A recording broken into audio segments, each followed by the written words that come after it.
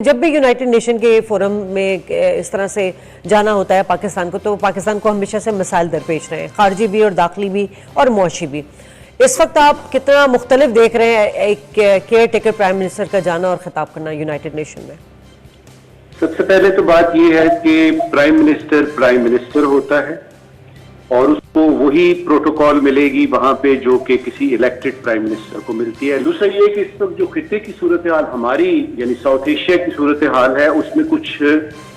فوری طور پہ کچھ ایسی چیزیں ہوئی ہیں جن کو کہ میری خواہش ہوگی کہ وزیر اعظم صاحب جو ہیں وہ ذرا تفصیل سے پاکستان کے اینگل سے بتائیں۔ پھر نمبر 1 پہ آتی ہے آپ کی افغانستان کی سچویشن، نمبر 2 پہ ہے آپ کا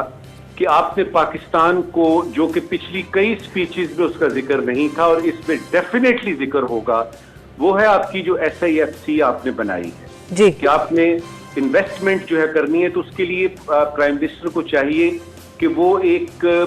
شو کیس کرے پاکستان کو، that it's a new Pakistan, new look Pakistan, waiting for FDIs، waiting for those people جو کہ باہر ہیں، نہ صرف یہ کہ سعودی عربیہ، UAE وغیرہ سے، بلکہ دنیا بھر سے آئیں، اور اس میں ہم نے